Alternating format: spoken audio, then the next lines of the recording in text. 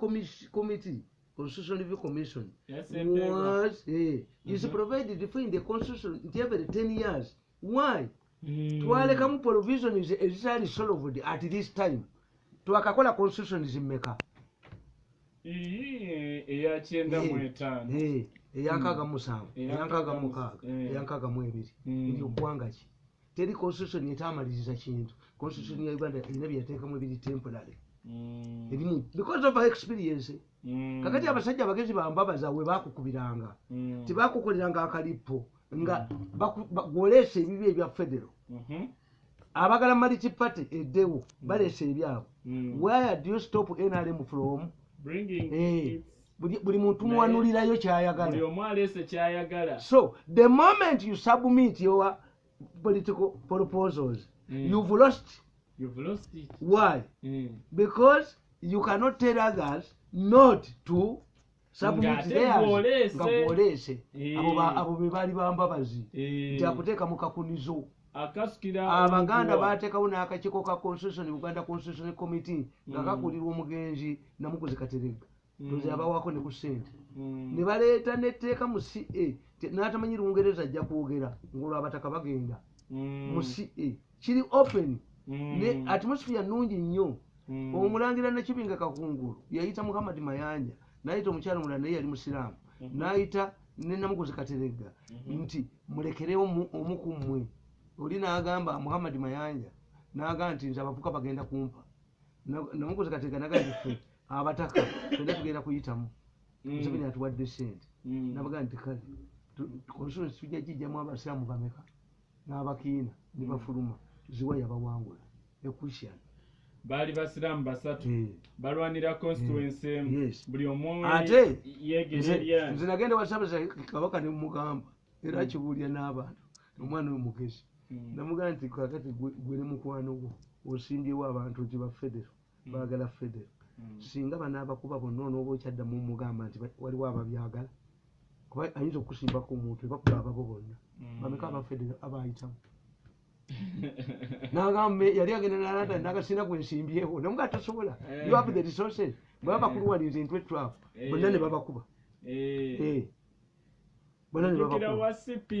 Kakati you see abayitamu buli kibiina. Kakati today why are you muddying the waters? Why don't we have court yabayamba ne bagamba political reforms? Awo muyitawo naye ezaayo likewise musobola okujja akakiiko okumanya Mbabazi yali musajja mubazi Sempeebwa wa DP Katende nga yali emmengo ne balowooza nti ku luno bwe mukwata Sempeebwa yabaga nti kanjogereko ne mu Lunnabuddu n'ayogera mu Luganda nga bawaayo ki ekiwandiiko kyabwe. Nze nabeera n'ekiwandiiko ekyennaku musanvu nga bakimpadde nkitereezi abo ab'emmengo ate ne bandoopa mbandi wange nebaze 8 ng'omuntu ankubira essimu. When did you become a federalist? Nti ate lwaki don't you have their document there? Nekikwata bukwasi n'enkibaddiza. I had that document ne basaba n'extension. Tumutukuno tukuyita gwakuzanyi gubala kasita nkubalira n'ogaana ng'ogwa kuba sikufaako. I have time ndi ntuule wange tukita meditation nemmanya kakati bakimesinze olw'okutya olw'obujoozi olw'okulowooleza mu ssente. One mu mbeera eno eya political reforms muleetere amateeka amayitirivu. Abayimbi n'obaleetera etteeka, bannaddiini n'obaleetera etteeka, baani buli omu atya kituufu. Gwe sooka obenga muli ku kijjulo mulya n'olaba omuserikale nga naye baamuyise najja n'abaserikale be babiri n'empingu nga muli emmere. Kakati bano bamadinze ati mutuuzo oba mwagala okuyimba oba temwa no ensi tegenda kuggwawo nkya. In fact once you insist abantu batya you are scaring the population. Nti kubanga Bobi waliwo omugwagwa yaŋŋambye President tasobola kubeera ku ballot emu na Bobi Wine. Nti Bobi Wine simanya muyaga simanya biki. Nembabuuza mukiteeke mu tteeka mubeeremu ne morals. Don't fight this one.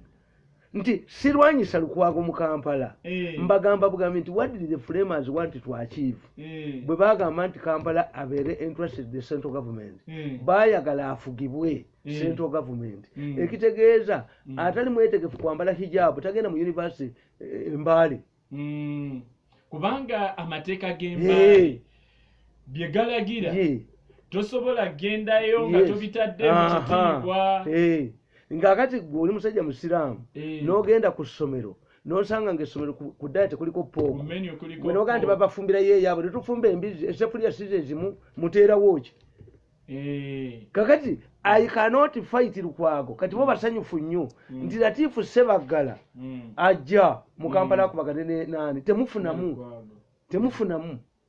ate oyo omwana Segirinyo yalina olukisa Kisooyo ayinza okutwala constituency nga Ssebaggala agivuddemu nkubuuliza Segirinya Muhammad abadde mu nsonga n'omukyala we owa Sweden kakati ekyo muddying the waters okuleeta amateeka gano ate amateeka tegabeera litogulesi musobola okugamba abalokole babadde babayita bammwe nti ba first lady mutandikidde ku balokole ye muwala wa president ayina ekkanisa ye yasoma theology kati kiki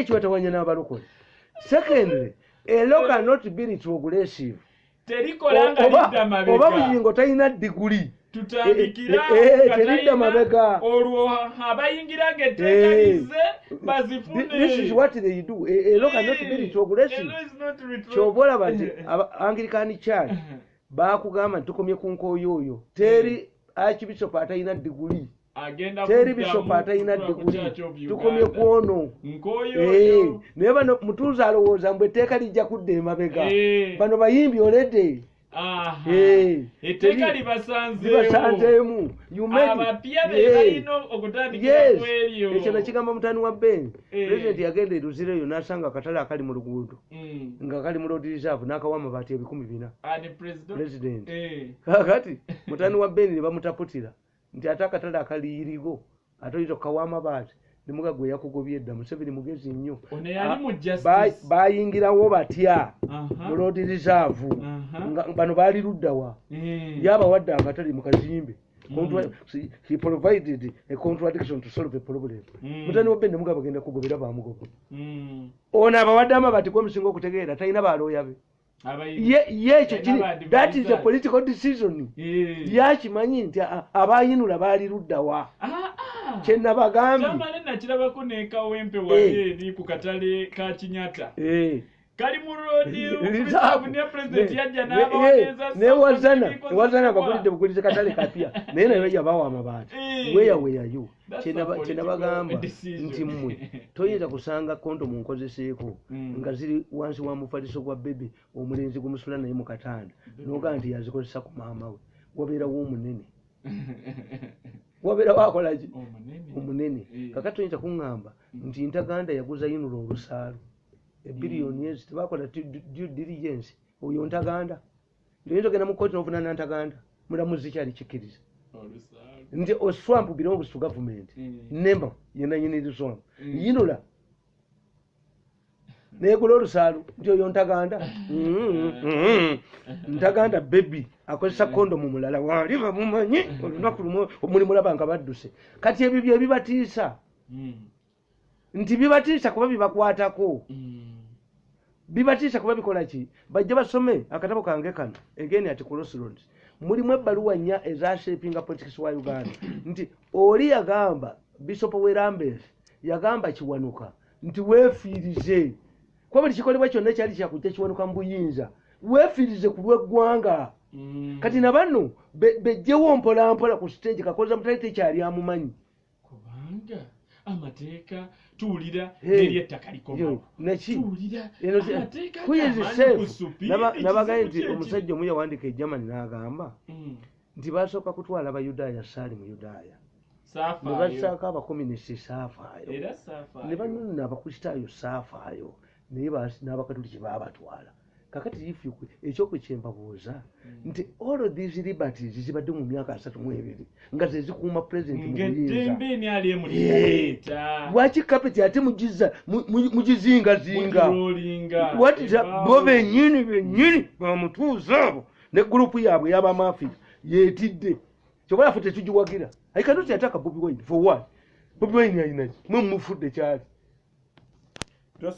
ntya nange bwe mukuba mba nyamba bo wabba ssente walabye ebbalamu yagezi nandisa people power ante mugambi ante ebyo byonna kulya ssente mbutu kimuggyeko ogamba otya nti abasiraamu balwanidde abasamize ku luyimba bo balubaggyeko kitegeeza muti muyira bakomposers yes nti people power ekukiki bwekola ekikyo kyobula nze nabaga nti nakola akakufiira kano kati bakagula lwakuba sina na ssente nyingi nti ate bali aba baali babuleese ababuleeta mu konteina benagamba okuyingiza kabbuli bajooga bujozi mbumba tundire nze kanayi wakaza negent for mbumba batundire singa wajja gwe singa wajja singa enyondo ndala singa yavugadde nsijogeko but otherwise kaaliwo innovations kati bakambala tebabwambala kakati kikutegeeza nti bano mafia etidde atejja kutta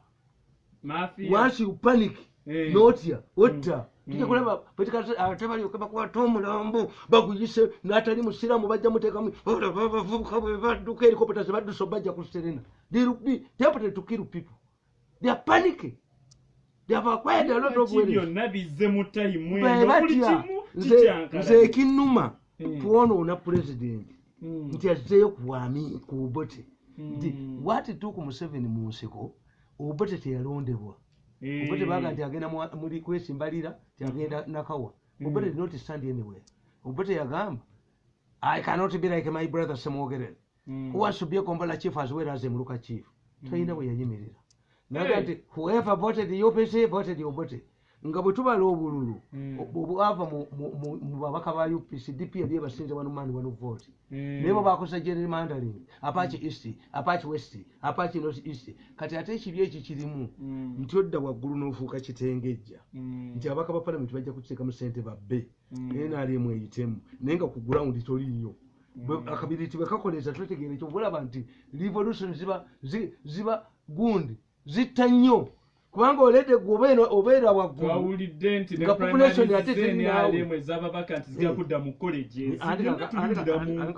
tebijja kusoboka kankubuulire nga bambaganza omuntu banzijeko obuyinza ngakiko okwerondera kakati kakankubuulire ebyo nebyetaaga kufe kubyanalize nti wano ababaka okujjako ng'oggyewo ba independence ate ba independence ono abajjawo otya ng'ate nabo bangi mu parliament tulira n'ebbago ly'etteeka lyebaleeta erikwata kakati ba independence kakati ekiriwo nti bw'osiba nti ba independence era ojja kiyuza bajja kuyingira eno ewuwo kakati nabaga nti omwana bebe bw'omulaba n'omuddusa ettaala kakati ettaala bw'ogijjawo eyatadde oba n'oteekawo ey'omukono era yanoonya kitangaala ayinza n'okulaba emmotoka ng'eyaka era n'agendayo kakati obwa president bwe bubadde mu supu ne bw'obukyusa prime minister era banoonyaawa era wano we banoonya kati bato egenda kubeera ku constituencies nanti twawuliddewo abagamba nti nno fe eyo parliamentary system nnungi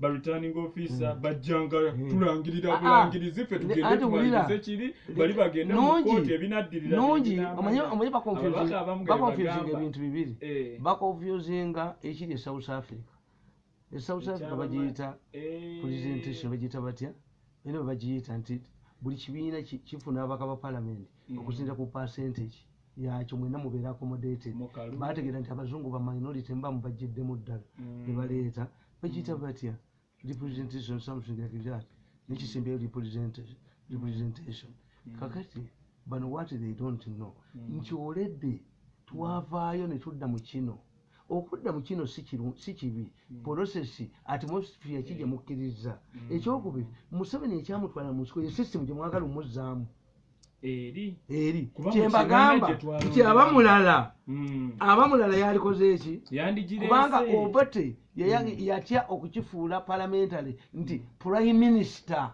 n'afuuka president kubanga yategeera nti prime minister kijja musuula mu 60 Mutesa buli yawandika era ne president prime minister wa Ethiopia bwe yajja wano Zenawi yagamba ababaka ba parliament don't underrate my visitor. This is not kintu musake type. Ono prime minister wa executive ki ngabo labo wabungereza kakati kwe tolaba May ekimuyambi kiri eki Labour Party engezi kino ekintu kyalepa mu referendum teyinza kukyetikkanayo kituufu singa bakomyewo dde okuswamirira ki naye balina ba mirundi baayo who are paid to think bwogenda kwenale musekulire n'omuza nti director bwakitaki olina pepa kyo ku nsonga eyo ate sente zijja obwongo bwa sente obusente kakati bwe mutuuka mu multi-party Kadaga kyemusaasirako Kadaga namukubidde eggula essimu naye n'atagikwata Kadaga mugamba ti bw'oba obadde olabirira omwana ewaka ne bamutwala mu nasale y'ekisulo omulimu gugenze bw'oba obadde olabirira omwana ewaka nga bwe buvunaanyizibwa bwo bw'atwalibwa mu boarding oba tosigaza kyogenda kukola don't celebrate kakati bw'obanga omulimu gwo kulonda bikoola mu compound omuti ne bagutema oba oyina omulimu kakati mu parliamentary Kadaga mu fomula taliimu mu parliamentary system nabaamu lwaki temubaamu speaker parliament eno Museveni president mwajja obuyinza toyinza jiwa independent nga speaker ekitegeeza Kadaga akitegeere nti omwana gwabadde alabirira agenze mu nasale y'ekisulo kyobula kuteesa abwami ati why did kuteesa go to parliament okiriya Museveni nti I'm not a wanted man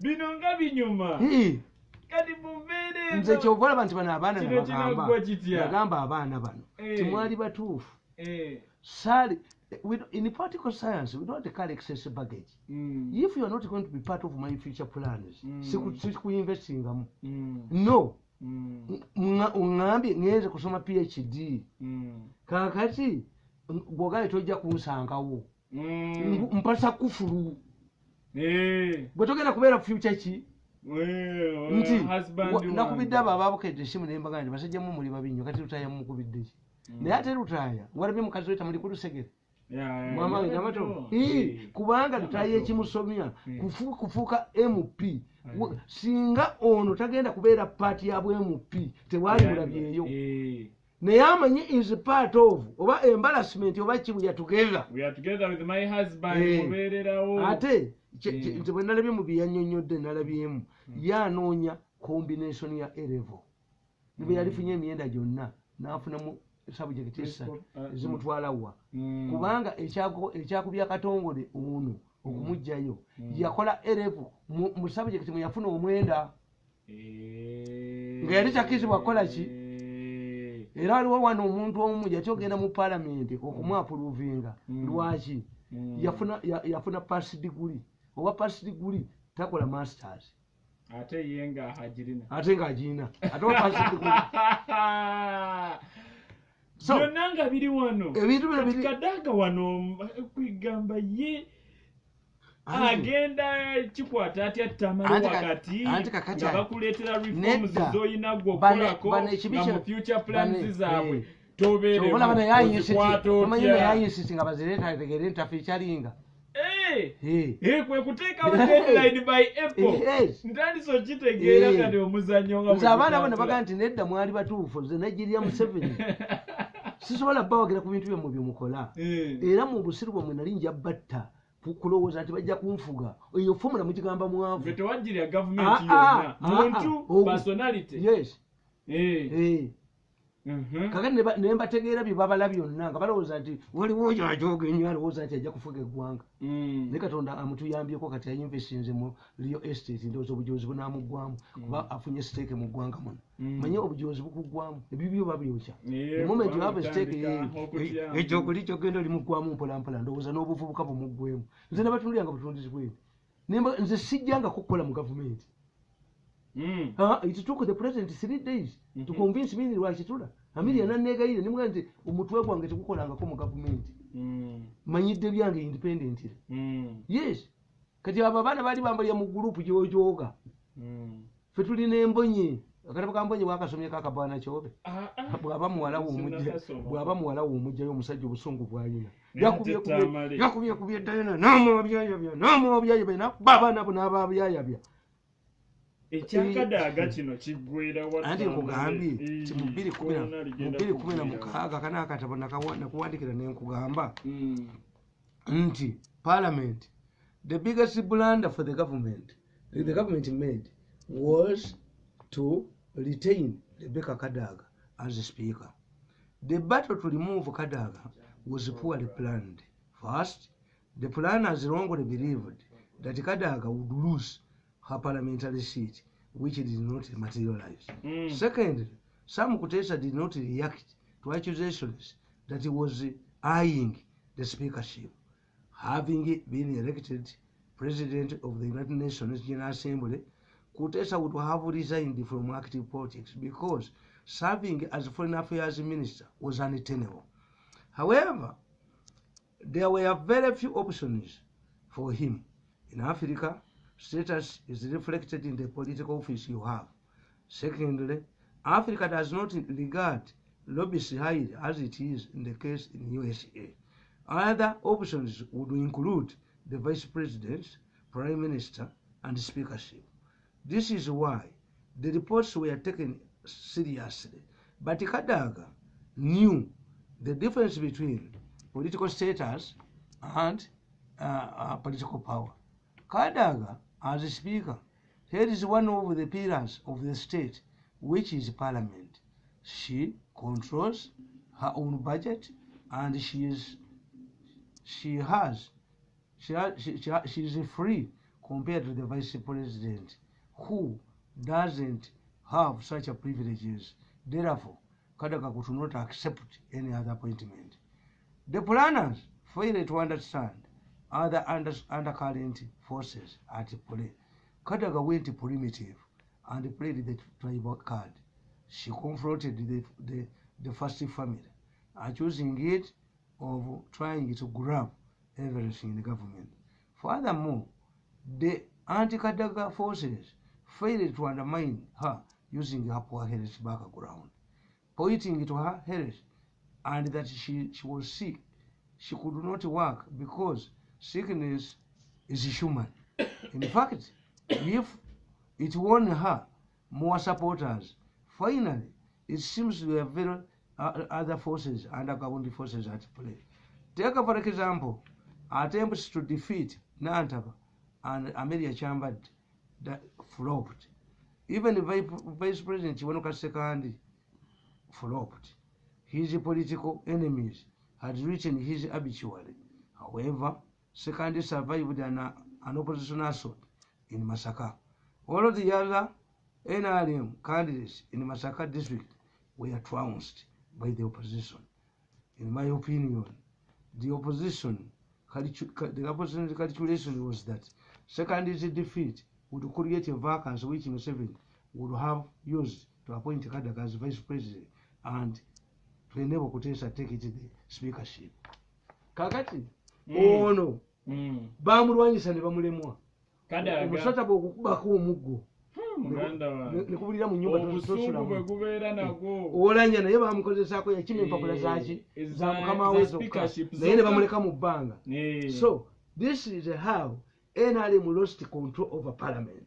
Nti speaker bamulondera mu state house, but this time Nsereko yewaggula kiza n'amwogerera sesi ogwalo nayogererani Kadaga. Ekitegeeza in spite of NRM's numerical stress in parliament, Kadaga shifted the battle of the speakership from state house to the public. Era twalaba ne president najja n'atulira ddala mu parliament kwolwo nga balonda. Kakati nenkuga nti Kateera naye yabala. Kateera yategeera nti Sekandi bw'omugjawo bajja kuga nti lwaki ye oli naye yali sipiika ye yakikkiriza. second is humble. You can be humbled. Abana bajozi nnyo. Abana ba triple eri juice. Omuntu ana controlling center ava mu state house. Nga babulekera second. Nga ba second babalekawo. Sente zina kuba zaabwe. Kakati second is humble. Yatulaona. Kata katuyita bimukole ebyo. Kata fighter. Kakati ate bano ne bajja bakola nti Kadaga is strong. Tiedi ya parliament najifule village council. Ogambye Katera nti yabala. Yabala atya mutya sekandi kuba sekandi nababuuza kino ekitabo bakiyita invisible force. Nembaga nti mukalumu waliwo force yali abakuba eya Katera. Balumba Amelia Kyambadde. Omwana n'ajja Amelia Kyambadde nakwekatira na Ministry of Education. Bamukuba. Ani yambattula. Force ene eri hidden. Ne bagenda egindi ewa Nantaba. Nantaba mu kibiina n'akivaamu. President n'atambuza ne opponent wa Nantaba mu helicopter mu nnyonyi. Nantaba yakuba ni difference ya mitwalo 8. Who was there? Ne balumba byandala n'abakwaba ba invisible force ba bali tebagimanyi nze nali ngimanyi. Katera akuba Katera yabateera. Katera ne balumba ba Jim Kwezi ne babawo. Amukwezi namubuulirawo nti Kahinda Otafide Ruhinda. Twalaba ne Fred Mwesi Kabula kata. Anti gwe totunuulira nti akahinda ke kalya ke kasola akalya gundi akalya ebyuma. Namugwere ne mukomera twembala saani kuba n'abasajja bakitegeera. Nti obuganyiza musibe. As minister of bategeera nti Otafiire musajja mugezi nnyo. Kakati gwe bw'oba oyagala okumukuliyetingira trouble gwe mugambe nti gwe toleeta na reforms. Gwe Nancy buli mwana gw'ozaalisa afa. Atujja wa Moral Authority. Kakati bino Malaysia bwe tugimanyi nti baba bagenda okwonoona ekyo ekijja okubasuula eddaliwo okubanga abantu oboonoona. Batwatunde facts za Kadaga nga tezikwatagana. Bakugamba nti mwe Jinja which court in Jinja munamuziki kasawulya government has said stupidity idiotism kubanga tomwamba nti Kadaga tayina kyeyali by 1990 n'omuyamba 1990 September ng'olwedde mu 89 yalimu emyarasi banadda mu ebyo tate game. Waliwo omusajja wano mu Tanzania muziba mumanyi bakyaba bamuleeta wano abalogera obululu. Soko olinde tamale akalulu bakaloga nze nzikiriza nze byebintu mbimanyi nekyo bisobola okukola. Omusajja ali wano ataali bitter. The man is bitter. Soko olinde nze akalulu bakaloga. Nze nafunako poloti mu kibuga muno lwaki. Nafuna poloti mu kibuga muno. Waliwo minister nga ali mu finance eyo. Naye longo time.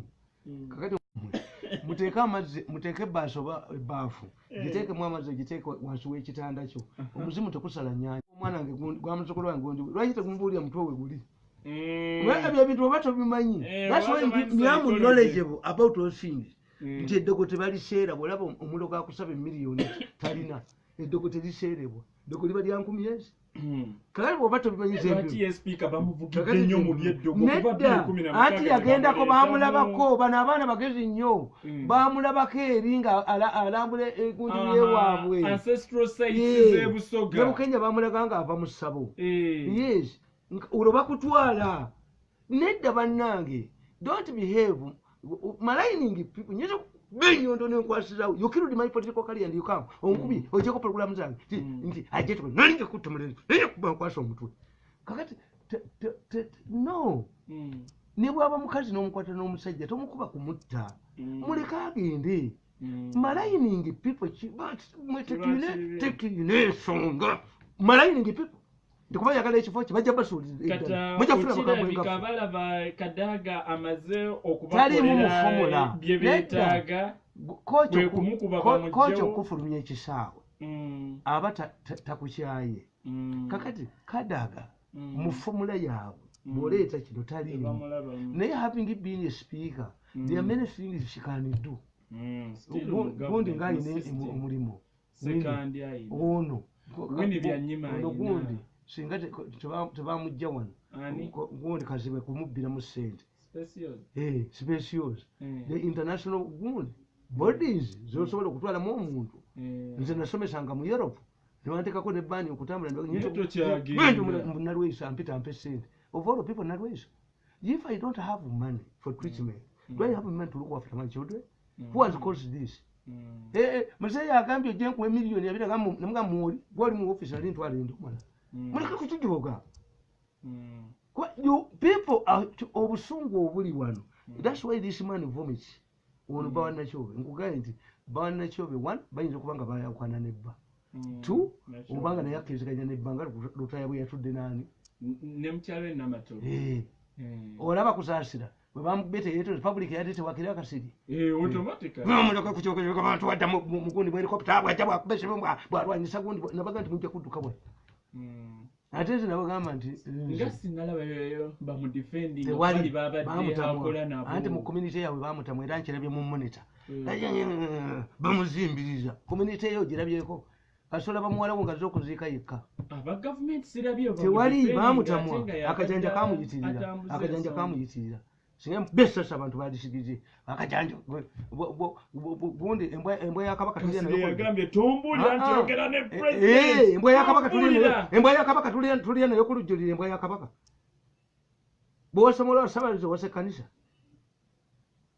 ate gwe oyo yawenye akasikasi yeyogera naga nti mwawenye you see bwubanga odinga negundi mutemuyina budde busoma kasiri tattanga ku muntu bwayi bino byemumugiramu nze natandika okulaba kasiri muganda we kasiri twali tukola munno mu kinaana nga muganda we kasiri wa air force nga tunavuga tujjeyo buno otandikiraawo okyali ku 107 katonyeze mwenda Pearl FM ekkula ly'omuntu wa bulijjo Naweru Community Nursery and Primary School, ddala buli kimu munebu bakubye bali makerere baba no mu polisi katera yabatera bayina abakuba bwe batalaba visible force okyankala ne parliament esawa reforms zolekedde bayamba katera abakubi abaana abo bayamba katera abasekulu katera yabatera ojja kulaba dduka jakoma okujoga abaana ajakoma okujoga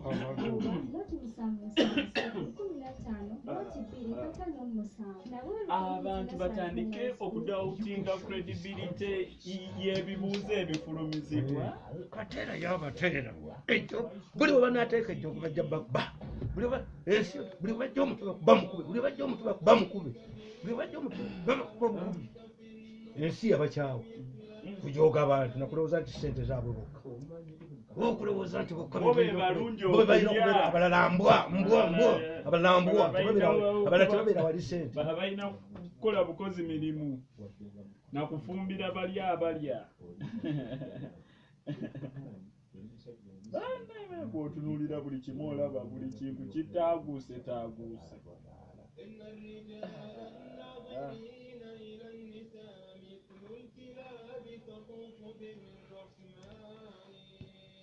Bazinaddala abasajja bonna abeetegereza ennyingi n'abakyala bafaanagana ng'embwa eyeetoolera mu nnyama olw'ensonga nti embwa eyagala nnyo ennyama ate bwegiwangaaliramu emikisa gy'okukola ensobi n'egirya gyemingi ekyokuyiga ekiri mu kitontome kino ebbanga omwami eryamala nga yeetegereza ennyingi kula ky'abakyala emikisa gy'okukola ensobi giba waggulu nnyo Saweno wano ku Pearl FM ekuleeteddwa Prosper High School Matunga Busiikiri ku luguudo lw'Essemuto essomero erisomesa abaana okuva ku siniya esooka okutuuka ku y'omukaaga. Prosper High School Matunga Busiikiri temumuwonoona mwotegeere nti mu kino taliimu mumuyite kalikuleeti egy'obufuuha kubanga kata katajja kulya bwa vice no tajja kulya bwa katikkiro alina enjoga gyemujogamu sekandi agimanyi abaddeko mu buyinza kati omuteeke wali nga wa mikolo mu vice abatajja bikkiriza abasiniya ey'okuna okutuuka ku y'omukaaga bawa emitwalo 7 nga kuno kwe kuli n'enviiri n'obujjanjabi baagala mukuba zonna ziri kuno kino ekina lugwera 0703 24 85 28 game omwaka guno bwe gunaafundiikirira abaana webasalira wekuli ku ssomero abasomesa batendeka obulungi era abavudde mu byenjigiriza ngeno yensonga lwaki tukola bulungi tulina science laboratories ezirimu buli kimu tulina standby generator ebyemizannyo katemba n'ebirala okusobola okutumbula ebitone by'abaana counseling ne guidance tetubyerabidde olw'okufulumya abayizi abatuukiridde eddiini tugisaako nnyo essira tusangibwa mayiro 20 ng'okutte mukono kayunga road gwava e kampala biramu ku luguudo lw'e nakiwaate n'ebipande ojja kuba obiraba nga tonayingira mu tawuni y'e nakifuma ate gwava e kayunga yisako katono mu tawuni y'e nakifuma obiramu ku luguudo lw'e nakiwaate n'ebipande ojja kuba obiraba ate woofiisi yaffe e kampala ku kizimbe ky'amamerito opposite ne shell ekireka ekisenge namba 20 ku mwaliiro ogusooka tukubire ku ssimu 0772 55 86 oba 0751 62 91 kankwanjulire Oxford Muslim High School ekawempe kuloko ku UCT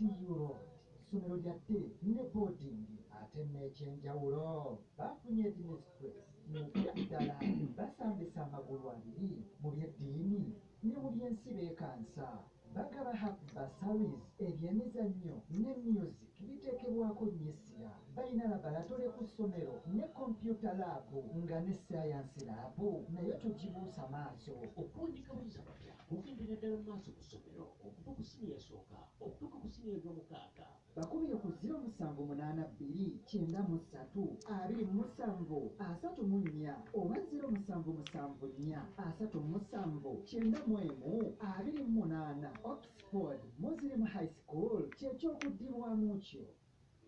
Madam, okwoleza bulamu bwange bannange okwoza engoye tekyali kyangu gyendi naye kati engalo zange ziba mpeweevu ate nga ŋŋoovu olunaku lwonna. Lwaki kikyakutuuseeko ekyo maafiya ejooga naye bo bakimanyi nti bye bakola bibongera bannyika bunyisi anti baganye okutebalaba ye ati egambye nti tudisenge bajja kuba makubi bajenerezo bukyali bungi nnyo bajja bakuba mu buli minisito bajenyeze buli omw ajogedda buli omw ajogeddwa buli omw iwaabwe aboogerera bubi ewuwe kakati obalina kugamba kyetubyeko kimala naye ate banoonya tuconsolidate ne museremus bakube majju bakube bajja kudduka budusi bisinde ne bubaasa bagwoke ateme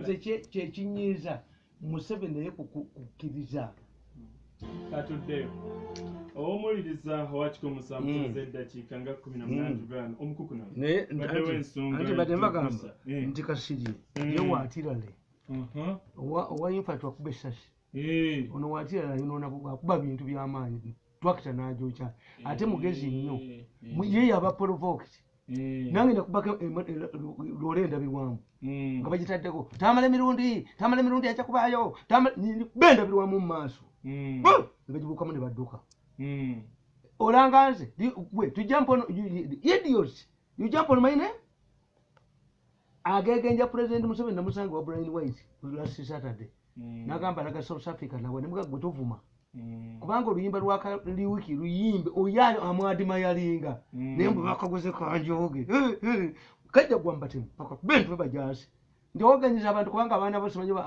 oganyiza abantu kakati ne kusasira ne yafuka president nabe bidongo bi that's the problem. Once you are celeb, you're not my celeb. Celeb chi ate ba Michael Jackson bakubanga abantu celeb chi according to you ate bwoba tewasoma okwanana bubi nnyo nti bano abalokola balina ensi n'ensi kakanda ava wali ewuwe n'ayingira gundi serwadda nenamboole amala emyezi 6 nga balama gundi mabaasa obubaka bwe bataddemu ebyayagala abasabire ono kakati if you people abayina a small fraction of the population you think you are important. What about the balokole? What about the cardinal who attends the selection of the election of the pope? Wawolidde kabana ba Museveni nti gundi yalwanidde mu bbala muhozi wali omulabyeko nti muhozi tayimira ku gundi naye waliwo omukazi nga bamuyita gundi bwanga wano bwanga tutayimira ku bitaala mu bukambusenaatukomera abantu nabba abantu ettaka n'akola ki? Yes. kati baserebu beyisenga batya ate balina bahandlers ogenda okulaba manager gwe bakulaga mu managing useka n'okuseka wasoma management wegisomera ludda wagwe to handle it manager must be omuntu okubeera manager wo olina okuba omurespecti nga tegwe wakwanye kati akusaasira ensonga zino hayigamu ki niyayige singa yakutte ku mulala ffe kasi tutwala Sseggwanga ate bebekulu ffe kasi tutwala Sseggwanga ate bebekulu ye tebamugunda amasasi naye kakyakuze tugende mu e Nigeria waliwo omusajja nga muddusi musajja yali muddusi nnyo nga popular Nigerian gundi Marathon Runner ngaabo bagundi abo yasanga abamajja ku road block nga bakola amulimu bakuba mu masasi nayagala abazanyireko nti bamumanyi ba bamutegeera luvannyuma nti gwebabiza buli omu akumanyi baali Francis yatambulanga aseka nga looza nti buli omu amumanyi waliwo abatalina TV sets abatakumanyi nze nabeeranga mu State House omwo naye nga sebo abaserikale bakuzingako bwe bati ku ssaako buwayo ng'owulira aleekaana gwandi sebo ava ku pulezidenti emabega ne mu katenti babafulumyamu ennaku zino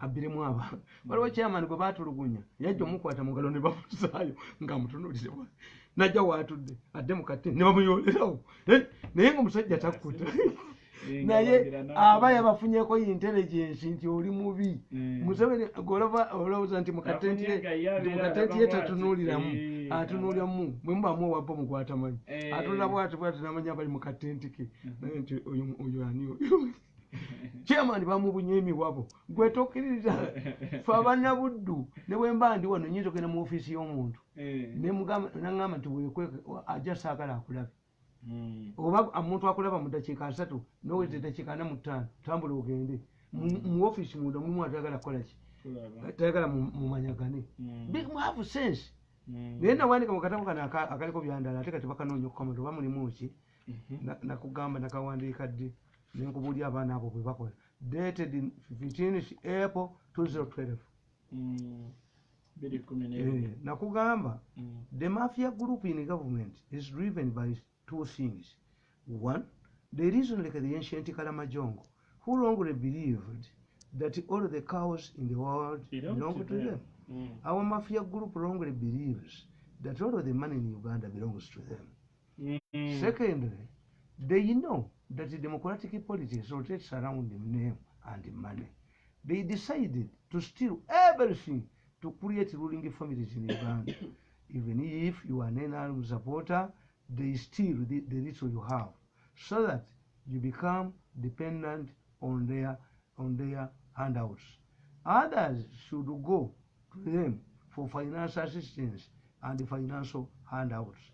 To this, they must steal all of the funds available to make other paupers. The third point is that they consider themselves as Uganda's political future,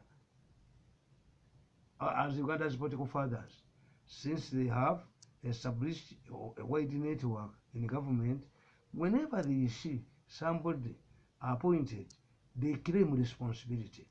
When they see somebody's name in the vetting process, they ring first to tell you that your appointment is their making. This is why everybody the president appoints joins their scam and used to undermine the president. This is where I have succeeded. President Museveni invited me to Rwakitula before my appointment was made public. I don't see anybody in the Rwakitula. I'm a Ugandan who is entitled to a job. It is not a mercy that I'm in the government. This is how I have managed to defeat this team of political sharks. Another trick they use is to invoke the president's name. They appear to be very close to the president, whereas they are not. Museveni appoints people on their own merit.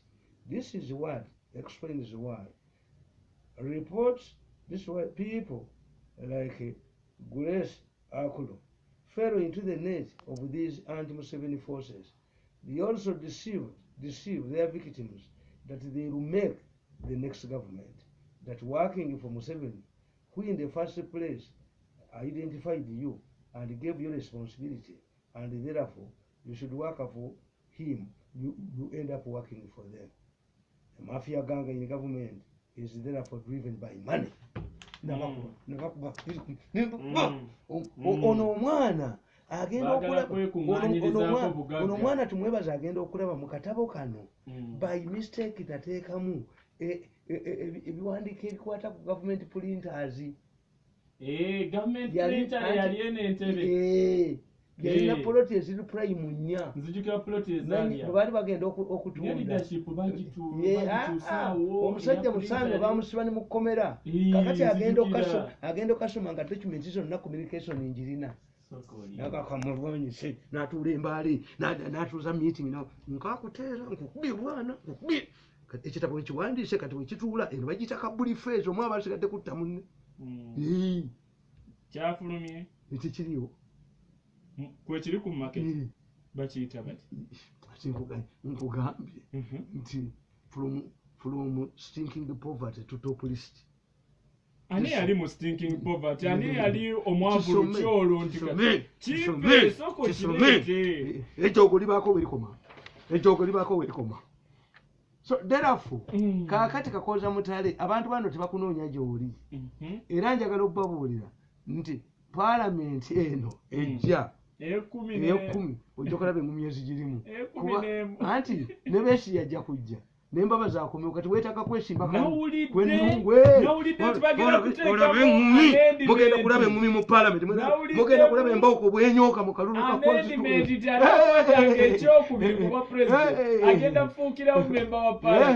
mugenda kulaba engumi eno parliament era kadaga agidduke. Omuwala yayimba n'agamba nti laavu y'okuvuganya njekya nze njidduse kadaga adduke